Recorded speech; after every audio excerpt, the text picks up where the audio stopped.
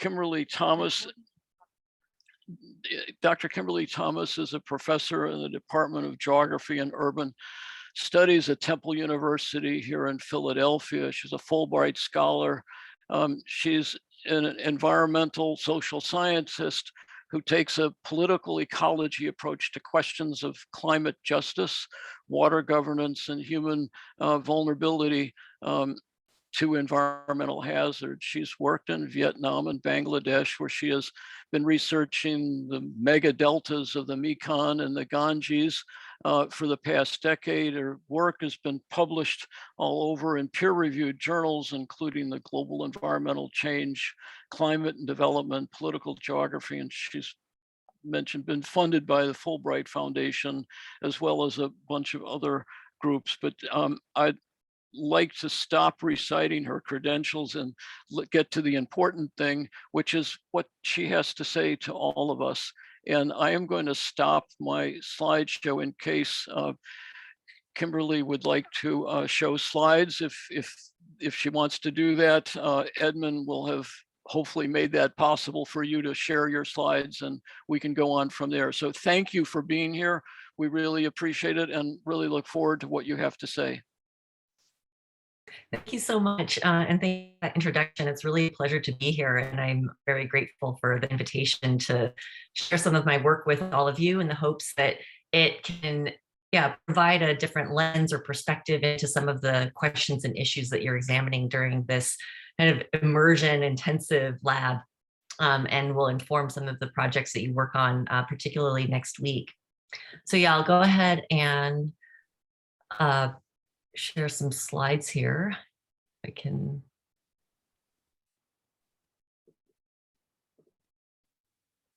Okay. So I understand that, a big theme for the lab this year as a whole is really focusing on energy in Africa, which tends to be more of a mitigation issue than an adaptation issue, although the lines between those are increasingly blurred. And so you'll notice that my title on my slide drops the focus on adaptation, because I did try to weave in some considerations about sustainable energy development in these slides. But I'd like to start off by just first saying that my orientation to climate justice is really one that is informed by a focus on climate colonialism. And this is a concern. The relationship between climate change and colonialism is one that reaches as far back as Agrawal and Narain's report, Global Warming in an Unequal World, a case of environmental colonialism, that dated in 1991, and has since been followed up by this whole kind of efflorescence of scholarship around the relationships between climate change, justice, and historical wrongdoing on a kind of transnational basis. And so the relationship between climate change and colonialism is maybe not so apparent, but I think it becomes increasingly more so when we look at the uneven distribution of impacts and responsibility, right? And so this is well-worn terrain. I'm going to assume that you're familiar with, some of these ideas. The first of which being that, despite the fact that climate change is a global problem, right, it has very uneven distribution and impacts wherever it lands. And so we can make a crude comparison, for example, between historical emissions from 1751 to 2019, as we can see on this map, compared to the distribution of vulnerability to impacts on the right-hand map. Right. And so, of course, we see countries primarily located in the global north as responsible for the preponderance of cumulative global, greenhouse gas emissions, whereas, South America and, the continents of South America and Africa being those regions where the impacts are more concentrated. So this then kind of sets me up for thinking about, well, how is it that historical, patterns of territorialization, imperial expansion, and so on have ripple effects, right, that have set up this asymmetrical distribution between impacts and responsibility today. And so we can look to British, French, Portuguese, Belgian, and other Europeans' seizure of territories and their subjugation of people and of environments across Latin America, Africa, and Asia have been very well documented. These are, some of the kind of foundational texts in this area, looking at Eduardo Galeano's Open Veins of Latin America, Walter Rodney's How Europe Underdeveloped Africa, and then just 4 years ago, a newer volume on agrarian other histories, which I draw your attention to here because I just want to highlight the fact that while colonialism resulted in the devastation of local populations and ecologies, right, that led at the same time to this massive transfer of wealth into the hands of mercantilists, bankers, and empires, right? And so this is where we see, I think, the real foundations of this relationship between historical and ongoing wealth extraction from the global South and the ways that that's concentrated in countries and institutions throughout the global North. So, of course, the full scale of colonial theft will only ever be partially known, just based on the records that we have available to us. But we do have some numbers drawn from these accounts that can help us put it in perspective. So I'll just briefly mention this most recent volume on the far right estimates that between 1765 and 1938, Britain siphoned approximately $45 trillion from India alone, right? And this is just really a staggering figure when you hold it up against the UK's current gross annual domestic product, which is 1/17 of that, right? And so there has been, right, this is just like one example of the scale of wealth extraction from former colonies. So, this is a familiar story. I assume that many of you, this isn't new, but I just mention it now to point out that, this relentless campaign to extract as much as possible and as quickly as possible, right, led directly to the simultaneous development of imperial states and the impoverishment of colonies, right? And so, of course, we see that colonizers and their sympathizers promulgated all kinds of justifications, right, for these depredations, often on the basis of framing non-Europeans as backward, savage, pre-modern, barbaric, or inferior, right? And so here we see the ways that colonial scientific racism helped naturalize perceived differences between different groups of people, and also informed colonial governance regimes, including, for instance, Frederick Lugard's so-called dual mandate, which guided British rule in Africa according to this kind of like dubious utilitarianism, where he asserted that Africa's resource wealth was being wasted, right, on Native people who didn't recognize its value or have the capacity to exploit it. And so the onus was on Europe, therefore, to claim those resources, right? He asserted that Europe had the right to Africa's quote unquote wasted bounties of nature, but at the same time develop Africa, right, and contribute to its social welfare, right? And so this is where we get this kind of contradictory mandate of these underutilized resources, but at the same time supposedly contributing to the uplift, right, of African communities. So, today, school textbooks and other popular accounts would have us kind of relegate colonialism to, the dustbins of history, right? That it's simply a dark chapter in human history, and that it ended after World War II, right? And so, of course, after after World War II, there was, a global move towards decolonization and the transformation of colonies into independent states. But we still see that there are signs of that decolonization is far from finished. And so one example of this is, these dozens of lands that are controlled by nominally former imperial countries, right, mystically labeled overseas territories, right? So we see, for example, this chart on the right, which countries have the most overseas territories, right? The United Kingdom, 17, France with 16, the US with 14, and so on. And the map on the left shows this global distribution, right, of these territories that persist even in this so-called decolonized period. So, this brings me to the question then of what bearing does colonialism have as an historical and ongoing process in terms of climate change?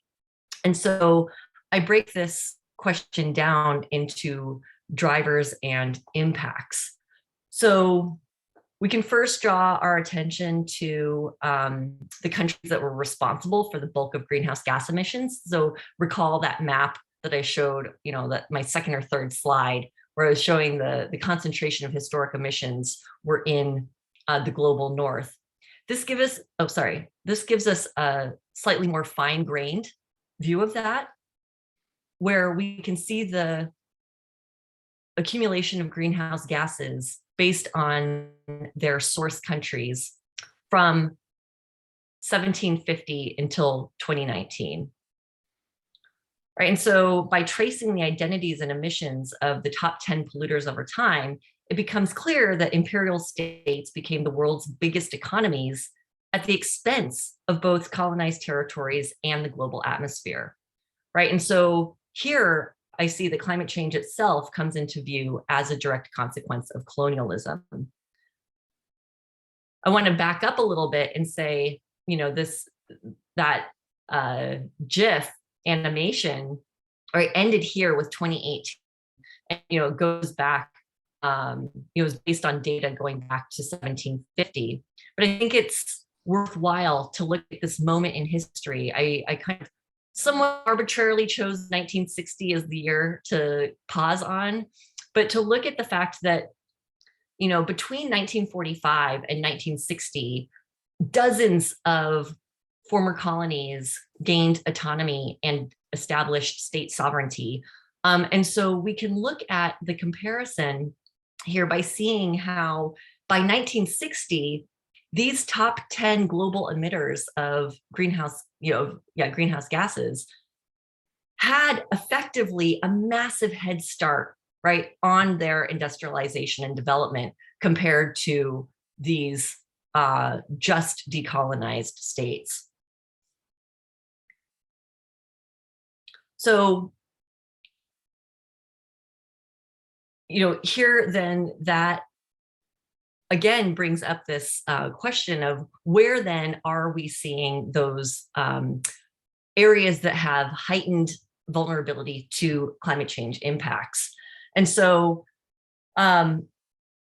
here we have a very kind of like gross, crude perspective that gives us a comparison, allows for comparison on a global basis. But I think that the differences are even better apprehended when we look at differences on the ground. So I think that those differences are most visible in differential quality of infrastructure. So, for example, housing and protective barriers, right, can either dampen or magnify damages resulting from extreme weather events. And storm resilient structures and seawalls in former imperial states like Japan and the Netherlands, which are shown here in these top two images, really starkly contrast with insecure housing and devastating coastal inundation in former colonies such as Haiti and Bangladesh. So my kind of take on this is that colonization, therefore, laid the groundwork for these starkly different starting points in terms of sensitivity to climate impacts, right? That wealth that was siphoned from colonies and accumulated within imperial states, right, allowed for the development of this robust infrastructure that facilitated, that continues to facilitate people's ability to cope with and recover from extreme weather events in the global north in ways that are simply not possible currently in many countries in the global south. However, right, as I kind of indicated before, right, colonial processes did not cease with decolonization, and this extraction of wealth from developing countries continues in myriad forms, which I think is, well captured by this cartoon of looking at the flows of money out of Africa every single year, right? So it's to the tune of nearly $200 billion are drawn out of Africa through debt payments, climate change impacts, illegal resource extraction, and so on. And so I'm going to argue that this ongoing siphoning of wealth out of former colonies and present day, underdeveloped states continues under the guise of the ways that we're currently responding to climate change. So I mentioned when I was introducing my title slide that I had dropped this focus on adaptation because I wanted to touch on both mitigation and adaptation, given the lab's theme of looking at energy development in Africa. And so, right, we see that climate change responses kind of take one form or the other, although there, this kind of red overlapping section shows that there are some activities that serve both mitigation and adaptation functions, right? And so mitigation being those actions that curb climate change itself by reducing the emissions that cause it, and adaptation being those activities that minimize the negative impacts of climate change that are already occurring or anticipated to occur. So my work, as Medard mentioned in his introduction, focuses on the Mekong and Ganges-Brahmaputra river deltas. These are two of the three megadeltas in the world, the second largest one being the Nile. And these are the three megadeltas that have been projected to have the highest rates of human displacement as a result of sea level rise, where the IPCC in 2007 estimated that these three deltas were going to experience extreme, right, to the tune of over 1 million people levels of displacement due to sea level rise. And so just in interest of time and a little bit of a shift in focus to hopefully be of better use for all of you, I'm only going to focus on the Mekong Delta, but I'd also be happy to answer any questions about the Ganges-Brahmaputra, which, between the two of them, there's some remarkable similarities. But for today, I'll just focus on the Mekong.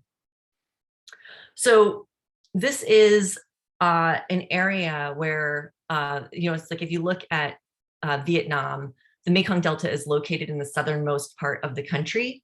And the climate change impacts that are, already unfolding in this area and are anticipated to worsen are primarily associated with coastal flooding, sea level rise, drought, and cyclonic storms, right, that are increasing coastal erosion and leading to large levels of land loss.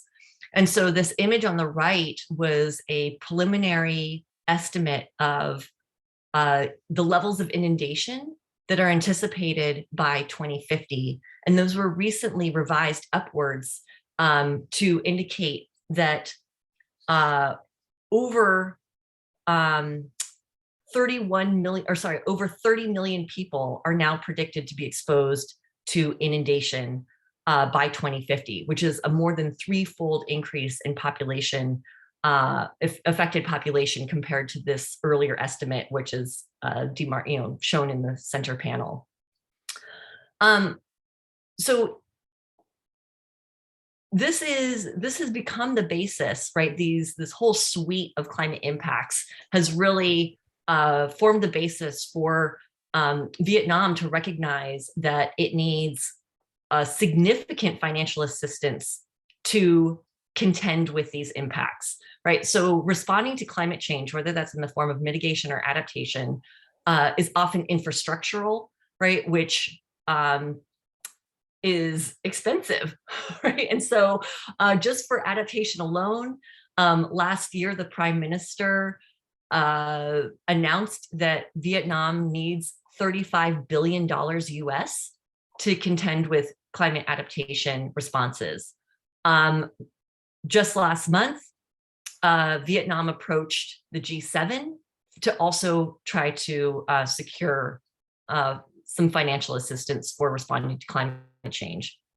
And so part of Vietnam's efforts are channeled through a forum called the Climate Vulnerable Forum, which was established by high-level delegates from 11 countries, including both of my research sites, Vietnam and Bangladesh. And so their big call was for developed countries to provide public money amounting to at least 1.5% of those countries' gross domestic product, right? And so public money becomes really important here, right? Rather than private finance, which has been getting a lot of attention in terms of various development actors and government agencies that have been trying to, unlock or mobilize private finance. This consortium of countries has really been trying to focus on public funds, and that's going to be the import of that is going to become clear in a moment.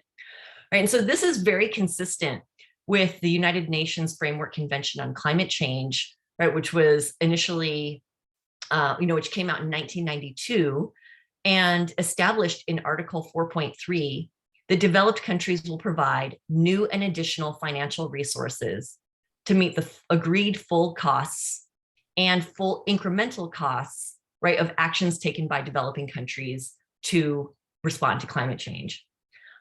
So this isn't a new idea, right, that countries would be seeking financial assistance. It would seem that Vietnam and Bangladesh, that their efforts through the Climate Vulnerable Forum have been successful, given that they were the top two recipients of climate finance in both 2015 and 2016. And so we might ask then, whether it's possible that these large-scale financial transfers qualify as a form of climate reparations.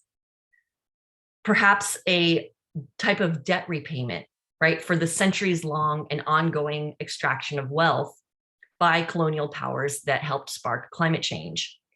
And so I want to just walk through a couple of cases to firmly answer those questions in the negative.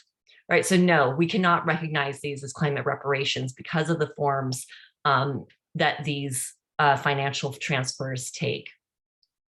So the first issue being that the vast majority of climate finance is delivered as loans, right? And so this means that while many low-income countries do qualify for concessional interest rates, right, they're still ultimately on the hook for the bill of paying for those costs of mitigating and adapting to climate change itself.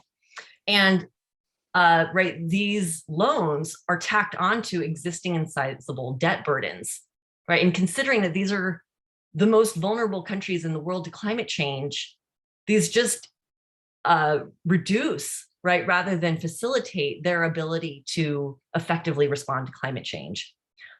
So, right, it's like recall, for example, the $21 billion in debt repayments flowing out of Africa each year.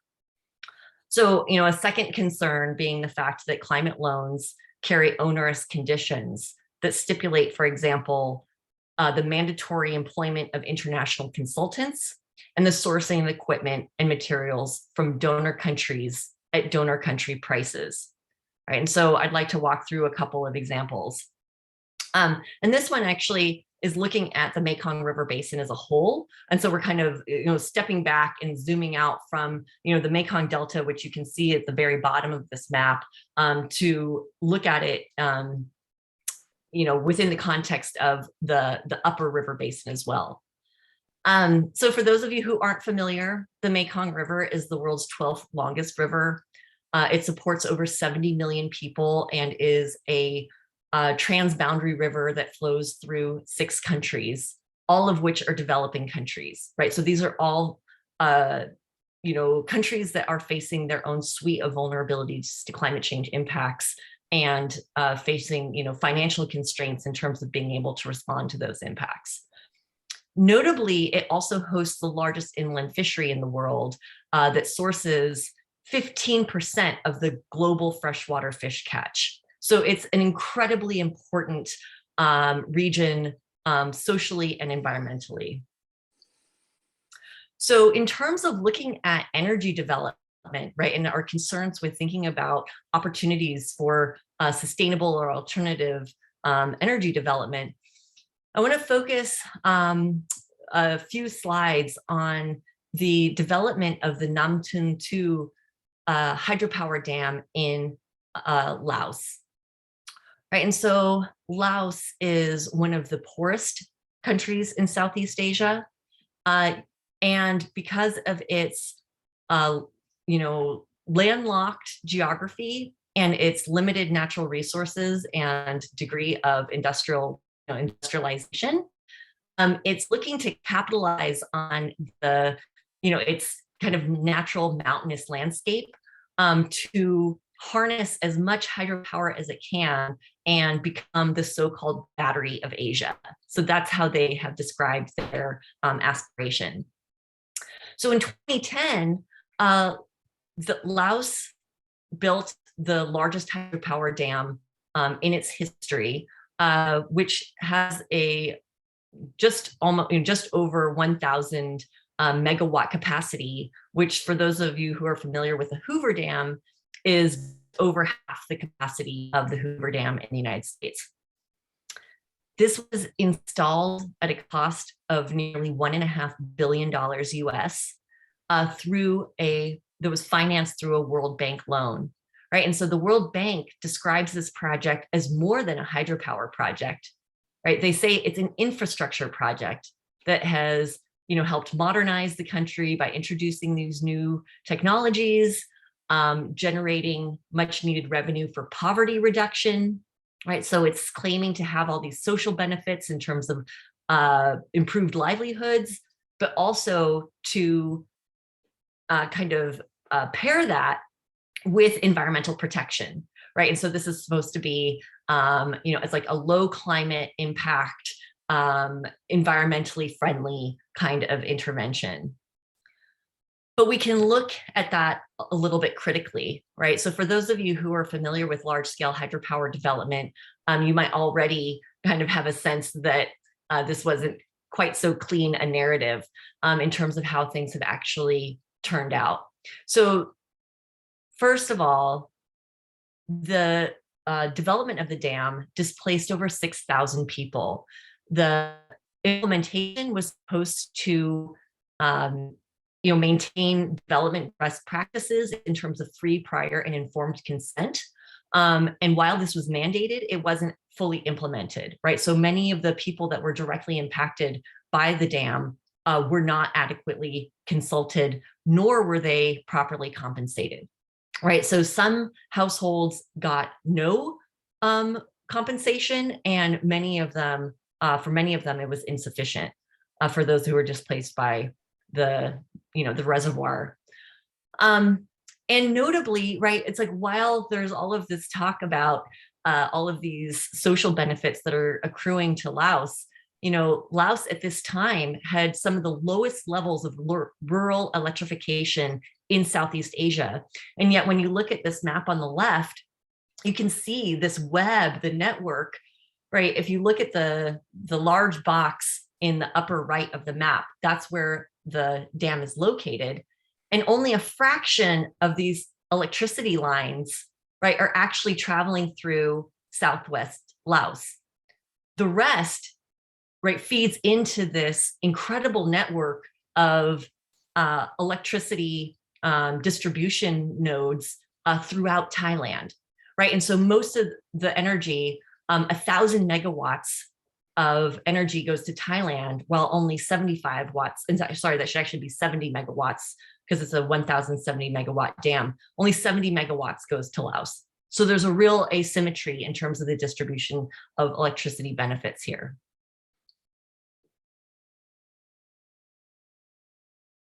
In terms of looking at the environmental impacts, a critically important wetlands was submerged to create the reservoir. Some of my colleagues based at the University of Wisconsin-Madison interviewed people downstream of the dam immediately after it was commissioned. And they shared accounts of seeing these bizarre fluctuation in river flows, where the river would surge on hot, sunny days, and yet it would be reduced to a near trickle in the winter, right? Which, if you're familiar with this region, was exactly the inverse of what you would expect in terms of the natural seasonality of the river system. This, irregular fluctuation in flows has had a whole range of environmental impacts, including those on water quality, significant declines in fisheries. So if you recall, I said that this is the largest inland fishery in the world. And so that was affecting fisheries downstream. It was leading to vegetation loss and riverbank erosion. And so we can combine those to say, okay, if the purported social benefits weren't being realized, and it wasn't this, it wasn't having these positive environmental impacts that the World Bank was touting that it would, it really raises the question of, well, who is benefiting from this large scale development?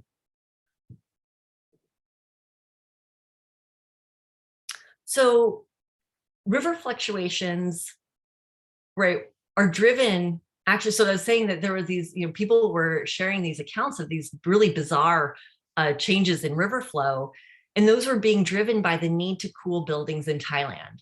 So recall I said that the river would surge and flow at its highest volume and rate during hot, sunny days. What that was, a result of was the need for large buildings in Thailand to be cooled on those hotter days.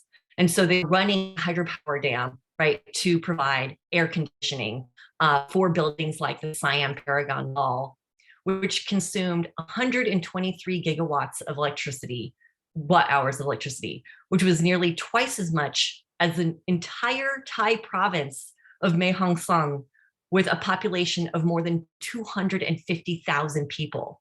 So this chart on the right contrasts Thai provinces in this kind of purple shade against individual malls, shopping malls in blue, and the energy demands of whole provinces of tens of thousands or hundreds of thousands of people against individual buildings being electrified. And so, one of my colleagues, Phil Hirsch, pointed out many years ago that since large dams are generally controlled by electricity generation authorities, rather than by irrigation departments, it ends up being the needs of the largely urban industrial energy consumers rather than those of rural agriculturalists that take precedence. Right. Okay, so this is one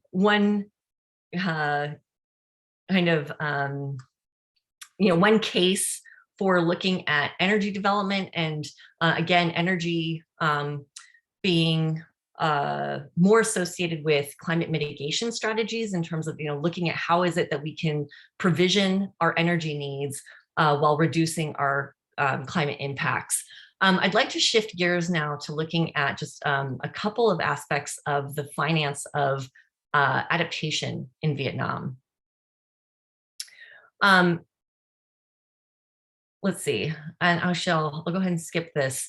And here I want to problematize the ways that climate change is increasingly being framed as a business opportunity.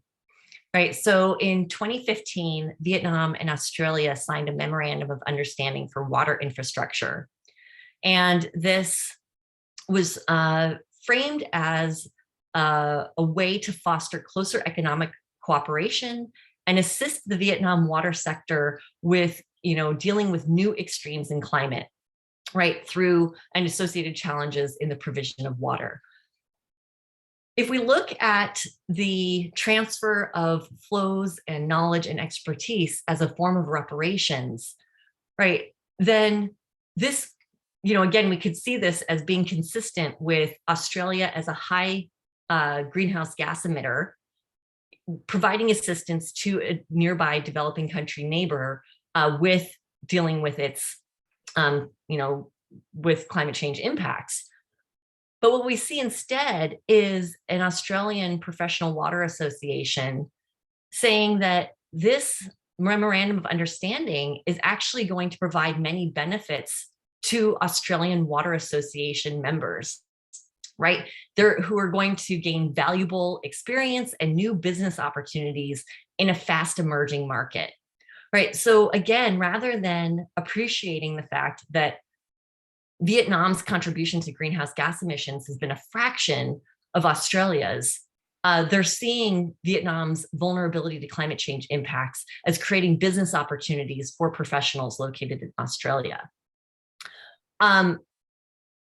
Related to this, the Vietnamese Ministry of Finance complained a few years ago about the exorbitant salaries that Japanese overseas development aid consultants were charging, where they were, demanding $30,000 a month in salary in a country where the average annual salary was $1,000 to $1,500, right? So just this like gross disparity in salaries for these two. Of course, the Japanese Development Aid Agency came back swiftly just 2 weeks later saying that this report was inaccurate. And they were like, actually, we hire many more Vietnamese consultants and experts than we do Japanese ones. So we looked at the data and found, indeed, JICA hires many more consultants and experts from Vietnam, shown in blue, compared to Japan, shown in orange, or from other countries indicated in green. But this doesn't look at where the money is actually flowing. So by numbers, there may be more Vietnamese consultants and experts than Japanese ones, but who's actually getting the salaries from these climate finance loans? And parsing the numbers from one of the largest climate change projects in the country, which was the NTPRCC, I found that international experts were earning 5 to 7.5 times as much as local ones, right? So this resulted in nearly 3.5 times more money being spent on international consultants than on local experts. So I want to just, I'll also note, very briefly, that you might say, okay, but the expertise of the Japanese consultants may be worth more, except for the fact that Vietnamese engineers, hydrologists, environmental scientists are often trained at exactly the same institutions in the same departments in Japan, the Netherlands, the UK, the US, Canada, Germany, as their foreign counterparts, right? So their knowledge base is exactly the same, and yet what they're being paid in terms of that expertise is grossly different. Again, for those of you who have any orientation to development practices, this is not surprising. What I'm doing is bringing this lens of climate justice to bear on these uneven outcomes. So, right, as I said, domestic and foreign researchers often share the same training, and there's really little to distinguish between locally held and foreign scientific expertise. I didn't go into one of the cases that really exemplifies this, but local specialists, be it in Vietnam, in Bangladesh, in any of the countries that you may hail from, right? Local specialists are contextual experts, right? They observe how their environments are changing and experience the effects of those changes firsthand. Whereas again, when you have foreign consultants and researchers coming in, they often lack that contextual expertise. And while they're undervalued in foreign-funded climate programs, this local knowledge is regularly drawn into service for these programs, right? That's because all scientific knowledge, while deemed universally applicable, must always be contextualized when it's being put into practice, right? So this means that, ironically, foreign consultants usually rely on local experts to make their knowledge relevant to the recipient country, right? An acknowledgement of this is widespread in the development literature, but it fails to shift the power imbalances that privilege foreign expertise relative to more local or regional understanding. And finally, right, returning to the UNFCCC, donor countries benefit from appearing as though they're fulfilling their responsibility to climate change by sending money to struggling developing countries, when in fact, they're actually making money on the fact that low-income countries are disproportionately impacted by climate change. Right? And so this circles back to the question I asked about whether or not those large transfers of climate finance to countries like India, Bangladesh, and Vietnam might be considered a form of reparations. And this is where the response is really a resounding no. Right? Loan-based climate aid makes recipient countries financially responsible for responding to a crisis not of their making. As such, prevailing approaches to climate adaptation finance perpetuate rather than disrupt the flow of wealth from underdeveloped to developed states, a point that's underscored by the growing treatment of climate change impacts as investment and business opportunities. So my last slide, where do we go from here? I'll close with the suggestion that we can look to decolonial scholarship to guide responses to the dynamics that I've described. So in their foundational paper, Decolonization is Not a Metaphor, Eve Tuck and Wayne Yang challenged the superficial adoption of the language of decolonization as exemplified by increasingly common calls to quote unquote decolonize our curriculum or employ quote unquote decolonizing methods in research.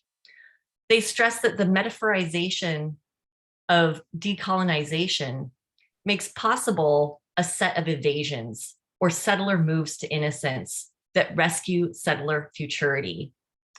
So I'd like to argue that climate finance donor countries and institutions employ a parallel strategy through the invocation of the climate emergency to secure their future in climate vulnerable countries.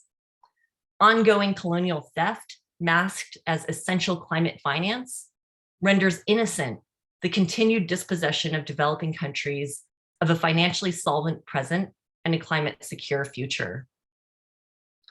So I suggest that we turn to abolitionist climate justice, which draws attention to historical racism's intersectional drivers of trauma and precarity, and a rehumanizing ethics of care and healing for those most vulnerable to climate change. This idea of abolitionist climate justice emerged through the context of the US, but I think has a lot of opportunity based on the evidence that I've just outlined for gaining wider purchase and redressing some of these wrongs that have been perpetuated through colonial practices of climate finance. So with that, I will close and welcome any questions. Thank you so much. So, Kimberly, I've got a few questions to start off. The way we've been doing this is people have put questions into the message, the chat box, and then I'll ask them in a bit. My first question has to do with the the wealth extraction from India to the UK was absolutely astonishing, shocking, upsetting, outrageous, and your examples were all over the planet, from India to UK, but also a lot of the river stuff having to do with Vietnam and Southeast Asia. My conviction is that the same colonial attitudes and approaches and economics were operative throughout Africa, as well as what was going on in the region that you presented your information, a lot of it on. And what you seem to have presented to us was considerations, things that we need to keep in mind when we're doing something or proposing some solutions that deal in Africa, that have to do with the development of energy sources in Africa needs to, we need to be aware of the ecological impacts, and of dams, for example, and displacing large numbers of people. And if that does happen, the adequate, fair compensation for them. So there's also general ecological impacts and the impact throughout the economy on destroying or undermining the ecological integrity, but then the economic benefits and who benefits from anything that is done, and the need to improve basic human needs and rights, not just to make a profit off of some enterprise that is going to, on the surface anyhow, as far as the general public goes, seemingly be good and benefit all sorts of people. But under the, you pick up the lid on the box that is hiding this, and you find out that most of the electricity is going to Thailand instead of the people in that were responsible for building this and are impacted. Anyhow, there's a lot of things there having to do with ownership and control, who benefits, and the purpose of the project. It is some of what you were saying. Some of us are familiar with some of it. Others are intimately familiar with aspects of it because they've seen it in their country or their part of the world. I am going to ask you a question which you may or may not be prepared to answer. You might not have done much research on this, because I think an academic's job is to see what's not working and point it out so that we're all aware and we can make repairs to it. But I want to ask you, is there any examples that you're aware of it being done right? Something out there where the considerations that you were bringing out, making visible to us, somebody handled it well. Are there any examples we can look to? Yeah, and I appreciate that question, because one of the things that I've been trying to reorient my research program towards is moving beyond critique to say, okay, how do we really address these fundamental logics that underpin the very ways that we frame problems and approach them, and devise solutions to those problems. And there have been a range of projects. I think one of the issues is that development actors and state agencies in particular are always looking to scale up, right? So they want to move beyond, locally led adaptation projects, which may have quite positive, outcomes for communities, but tend to be, right, I mean, as the name implies, more locally oriented, right? And yet our climate financial architecture is oriented towards large transfusions of climate finance, right? You see the Global Climate Fund, the Adaptation Fund, right? They don't want to be funding projects to the tune of $5 million, $20 million. They're looking to have projects that scale, right? And so I think that part of the answer there is to create more opportunities for providing financial assistance, one on a grant-based, in terms of grants rather than loans, and also that will facilitate projects that are more, that are operating at a smaller scale, but may have very large impacts for that, for that region, without saying, okay, now we have to take this pilot, right, or this model project and somehow, make it applicable to an entire country or an entire, region of multiple countries. And so I think that it's not for lack of positive examples that exist and have shown, positive impacts and effects, but I think it's that those are often very difficult to support because of mandates within the development industry and within the financial architecture that make it very difficult for those projects to get support. Here's a question from one of the participants. It says, thank you for the bold and honest presentation. How do we relate the current green energy, Africa initiative and colonialism? Is it going to be another form of colonialization of Africa with debt? So, I would have to defer to somebody who is more familiar with the Green Energy Africa Initiative.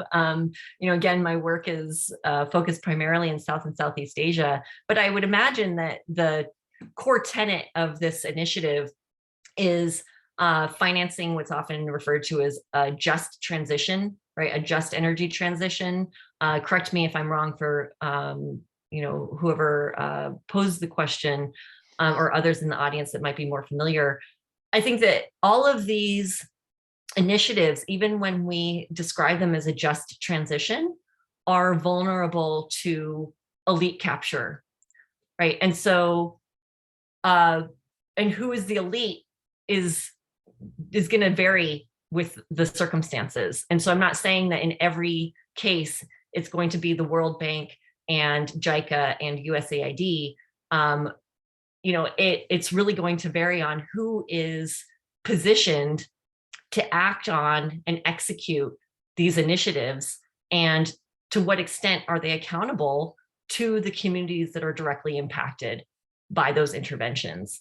And so in terms of colonialism, I think that the ongoing legacy there is how we have dealt with the massive economic and environmental deficits that have been wrought and continue to frame and structure vulnerability across Africa and the rest of the global South.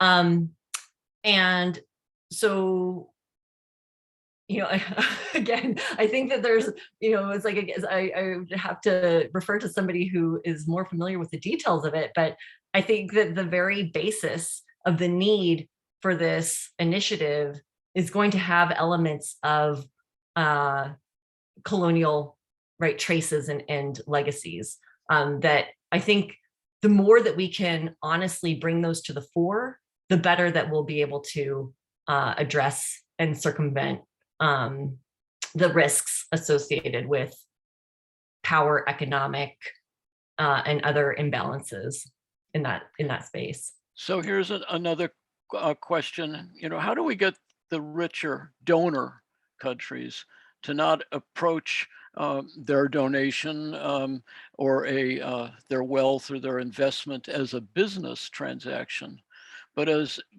a worldwide investment into the world without financial the returns that they expect or want?